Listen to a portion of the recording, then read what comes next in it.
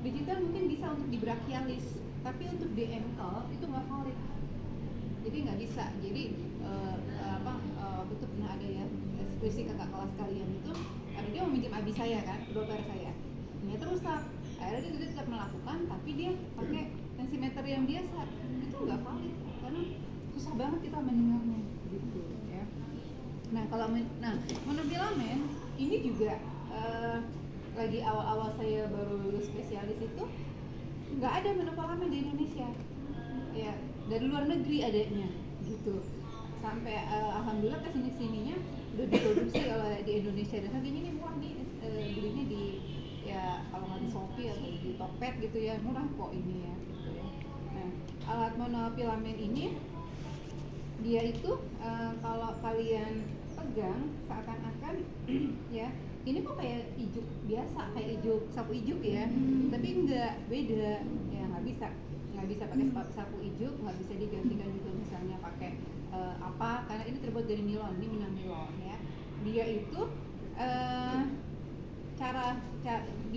cara pakainya itu, kita kalau menekan itu harus dia sampai bengkok nih seperti ini. Jadi kalau dia belum bengkok berarti kan belum memberikan tekanan maksimal. Nah bagusnya dia itu walaupun ditekan sampai seberapa pun dia hanya memberikan tekanan udah segitu aja gitu ya. Jadi kalau cuma ditekan kayak gini belum maksimal, tapi ditekan begini, inilah yang benar. Sampai bengkok banget juga nggak akan bertambah tekanannya ya. Kemudian beberapa ini kalau kita lihat di sini dia itu ukurannya sama semua ya. Tapi kalau saya punya monofilamen yang bentuknya segitiga, yang tiap ujungnya itu dia berbeda ketebalannya. Jadi kalau misalkan gitu ya, untuk yang kakinya agak kasar, misalnya untuk ya orang-orang pekerja bangunan gitu kan, cenderung dia kakinya pakai lebih kasar, dia menggunakan yang benang nilonnya ini. Saya lupa ukurannya berapa ya, ini nggak ada tulisannya. Kalau yang segitiga itu dia ada iklan di sini, ini 0,05, ini 0,2 gitu ya, ini 0,4 ya, disesuaikan. Nah tapi karena kita nggak punya, jadi kita menggunakan ini saja untuk semua titik ya. Nah kemudian prinsipnya juga ketika menggunakan ini kita harus jangan sampai pasien ini mempersepsikan ini adalah jarum ya.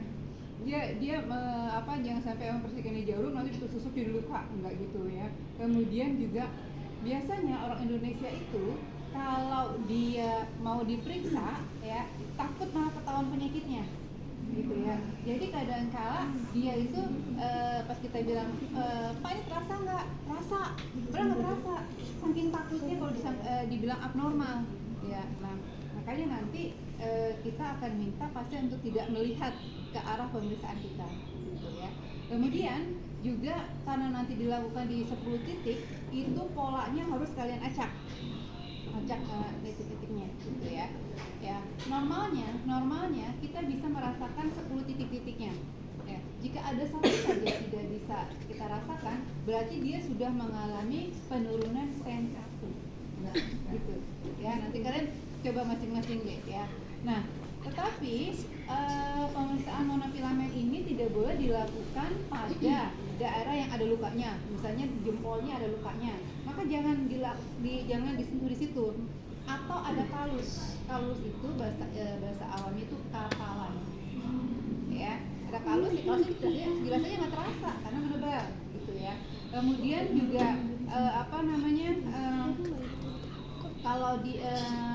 kalau seandainya nanti kita sentuh dia itu bilang tidak terasa ya, kita jangan langsung menyimpulkan bahwa itu negatif ya. Kalian lakukan lagi yang ini terasa nggak gitu ya. Kalau sampai 3 kali dia bilang tidak terasa, berarti positif, bagian itu dia tidak terasa gitu ya.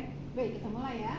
Jadi pertama kita lihat dulu biasanya ini adalah masuk ke dalam pengkajian pasien baru datang ya. Pasien baru datang dengan dengan keluhan misalnya ada lupus diabetikum atau AKAD gitu ya, sehingga pasien DM kita melakukan pemeriksaan kaki ya. Sebelum ke monofilamen saya mau melakukan pemeriksaan kaki dulu ya. Assalamualaikum Ibu A.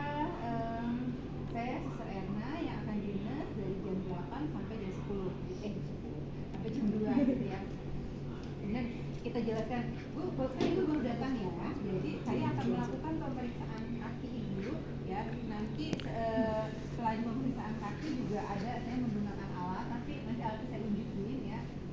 Insya Allah nggak sakit ya Bu ya. Nah, yang perlu dilihat kaki